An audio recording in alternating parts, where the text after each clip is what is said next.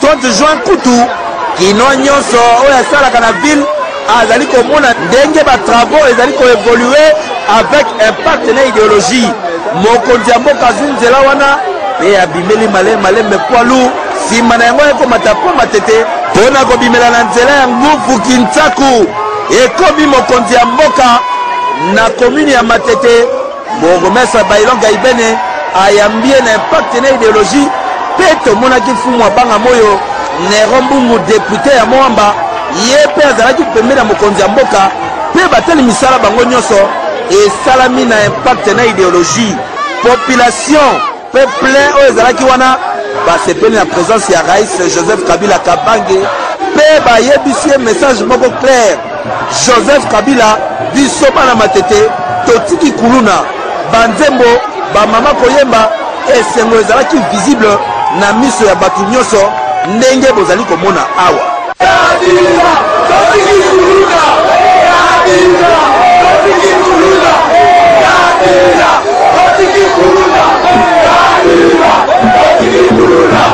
Kabila totiki kuluna, Kabila totiki kuluna, Kabila totiki kuluna.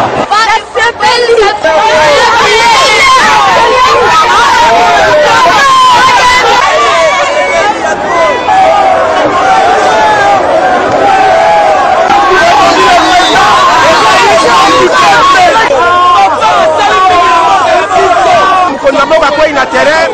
tokomi tolobi ayoki pe amoni tolaki fa kwa na terrain. Kondamoka kwa ina terrain, ezaki prévu akota na wenza Matete, akende fantuti ba de la paix ba la savane.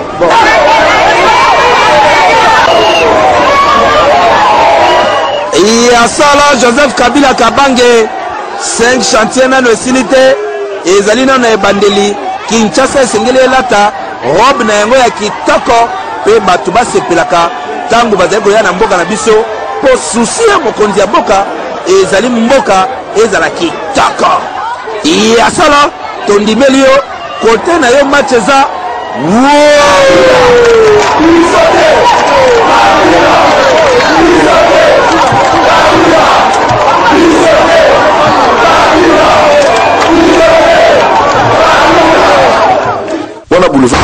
journée très chargée pour la Raïs Joseph Kabila Kabange, mokonzi ya mboka au Congo, oyo azali toujours na souci ya kota la ville province ya Kinshasa, pe mboka mobimba ndenge ezali kobonga na programme ya 5 chantiers ya République volet infrastructure pambate bandeko na Kinshasa bazali na posa ya komona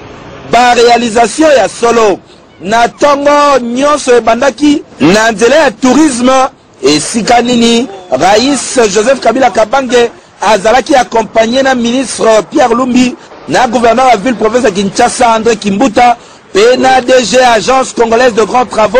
Roger Boussima elongo na bandeko nyonso bakendaki kotala évolution ya misala tala awa ndenge nini talio esalami esika nini nzela ekoleka likolo pe ekozala lokola mwa plage moko boye pembeni ya fleuve ekosala kitoko. Kolongwa wana mokonzi ya mboka Joseph Kabila Kabange azwi nzela ya pompage nzela azali kotala ndenge nini travaux ezali kovoluer tout au bord du fleuve. Impact oyo point ya pompage ezali kosalamela elekeli ye moko mokonzi ya mboka atali évolution ya batravaux ya solo bachinois ndenge balobaki kena elanga bakosala makamusi yango oyo tozali komona. Azwi ba explication ya batu oyo bazali kosala musala ya pont munene ekosalama na pompage awa pe population eyambie na esengo nzembo kobina kosepela po bamoni mokonzi na bango pe balobi ya solo merci Joseph Kabila Kabange po na 5 chantiers ezalaki suka na boule.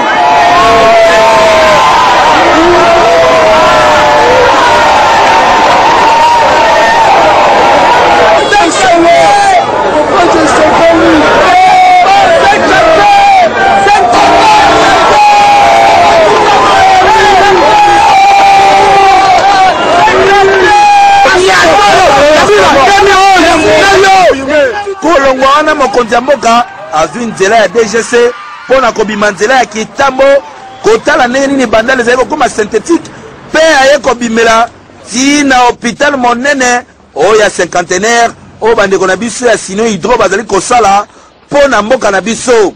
Boyebi ke hôpital oyo bakosala yango na 20 mois pe année prochaine le 30 juin nde batiaki jour nango ya inauguration. Musala ezwi vitesse mosusu ndenge bozali komona awa koto bakotonga tour administrative ya hôpital oyo. Makambo tomoni bandeko na biso ya bachinois bazali kosala esepelisi mokonzi ya mboka pe batu nyonso bazalaki tout autour na ye. En tout cas visite ya lelo esalamaki na esengo ndenge Roger Boussima DG agence congolaise de grands travaux azali koexplike awa. ezalaka soki mokonzi aye apesaka biso courage makasi mpo toaccélere misala na liboso asalaki tu tomonaki ke azalaki na mwa niongoniongo moke toprometaki eke saison sèche ezobanda lokola saison sèche ebandi ye moko amoni ke changement ezali soki akomi un mois après akomona biloko nyonso toza kosala makasi sekoka tokamati rythme ya butu moi mpo totala ndenge nini tokoki kosilisa avant le 30 jours ele contractuel ezali ti mois d'août match eza bien toka très bien ya solo côté ouest ya Kinshasa match ezali kokende kitoko mpo na 5 chantier na volet infrastructure tondimeli yo mokonzi ya mboka. Ndeko babulingo bino moko buti komona na bilili ndenge makambo yuti kotalama na biso mpe buti komona ndenge nini le rais awuti kolakisa misala kitoko bazali kosala na Congo. Oyo bamiso babandeko loba président nalinga kopesa discours te bandeko bozokomprendre te tozokisa bino bocomprendre po ete Joseph Kabila alingi lisusu makambo kolobaloba mingi te parce que bocomprendre que peuple congolais ayoki mingi paraître en des ans na badiscours azwi eloko te yango wana Joseph Kabila akomi na système avant afungola monoko likambo esalami nsima ye alobi voilà. C'est ça qu'on appelle un homme. Joseph Kabila, le reste de la République démocratique du Congo, fils de la paix. Tango Congo na yo ezali kotanga mabwe, banguna pesi bazali bitema na bango ezali kosala pasi, temo noko na bango lolemo ekomi bololo, bazali koluka esika nini, bango bakoki koluka po ete balukela oyo bambeba po ete yo ozwa makambo na niveau international. Mais tolobaki yango ete Joseph Kabila le reste yo ozali ya Nzambe. Ozali ya Nzambe, parce que na minute oyo, na 10 ans oyo osali, oyebi tentation boni yo baluki po ete basala yo mabe mais loboko ya Nzambe ezali likolo na yo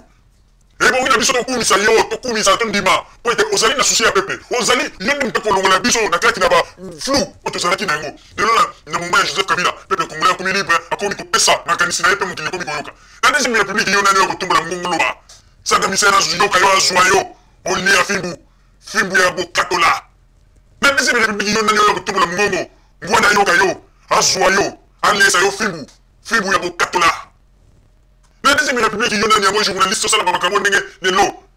lingala facile ezali kosala ndenge Zakari Bababaswe asali lingala facile na deuxième république balingaki bazwa ye balingaki bamema likolo alingaki azwa fimbu mpe alingaki abimisa diare na nsima parce que wana ezalaki lisekite mutu nyonso tayebi yango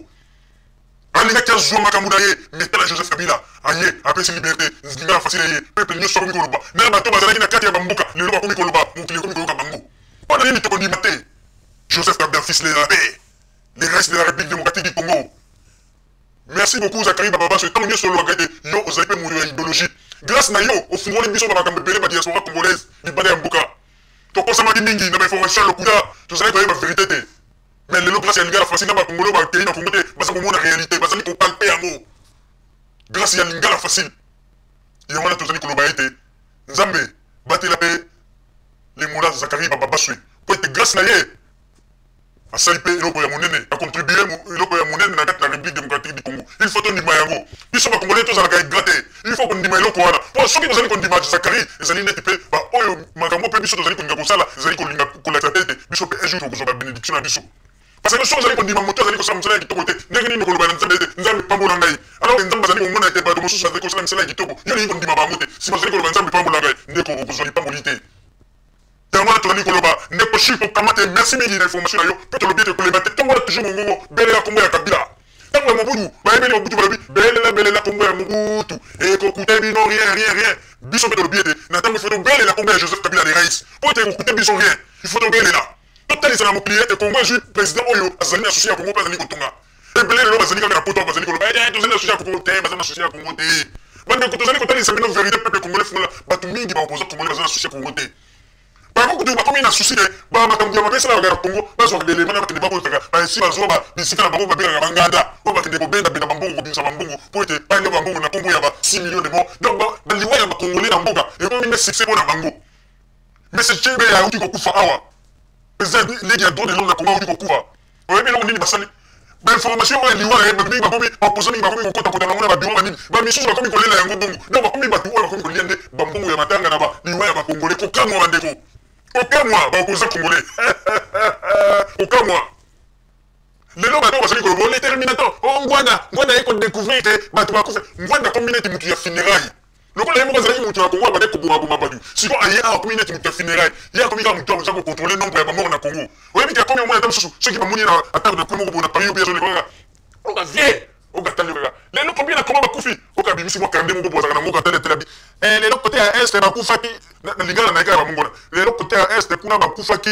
zomi na mibale na oyo bakufaki côté ya sidi zomi na moko yango na total nyonso tuna sali na ye komona ete bato wango mpe ndenge bakufi bazali kolanda na se kolandana na banombo ye moko azali kobatisa donc akomi na ye moto ya funéraille donc omoni bato ya funéraille oyo ndenge ezalaka bato ya pompe funèbre ou bien bato ya salle de mort ndenge ezalaka eyebi nombre ya bato bakufi bazali kuna na frigo kuna ndenge ngwanda komi ngwanda komona eka na mwa karne na ye moko okoma nombre ya bato bazokufa na Congo akomi na kosangisa na bato mosusu bazokufa na bango na baaccident normal kokamwa okomona lingala facile kolekisa motu boye akufi na accident normal ngwanda note apesi nombre kokamwa bandeko kokamwa mpo akolekisa ete tout les années kosala bango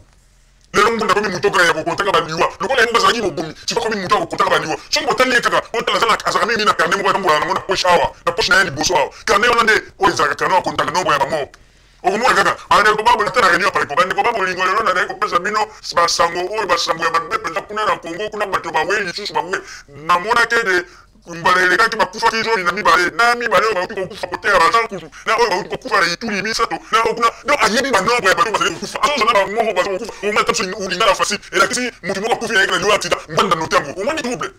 yango toza koyebisa bino ete Joseph Kabila ndenge azali wana azali motu efoto ndima ye biso tolobaki tokotombola mbongo tokolemba te azali motu efoto ndima ye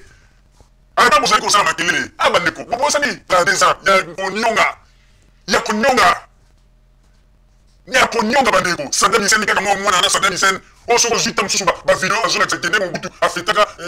nani bonne année ya 96 donc 96 86 na Congo batala kaka nde mwana ngo azalaka mwa moke Saddam Hussein na matama minene lokola moto aliye mungu abasenzi ape mwana ngo lelo yende moto akoki konyonga bato na Congo wana banini bapasi yo miso moni lelo toloba te tobimi na bubu il faut toloba tosepela il faut tosepela il faut tosepela bandeko ngata lelo ekokoloba ete ata nazalaki na kati ya bamakambo me il faut bandeko na biso basepela bakongolais il faut bosepela bino bozali koloba mpo boyebi te kongolais azali moto oyo ke abosalaka makambo document azokisa bino il faut bosepela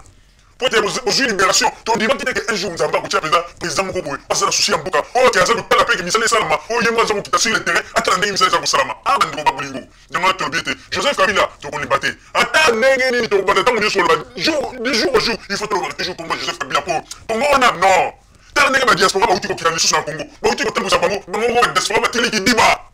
badiaspora congolaise batikali kidiba na kati ya Congo batambusi bango bandimi te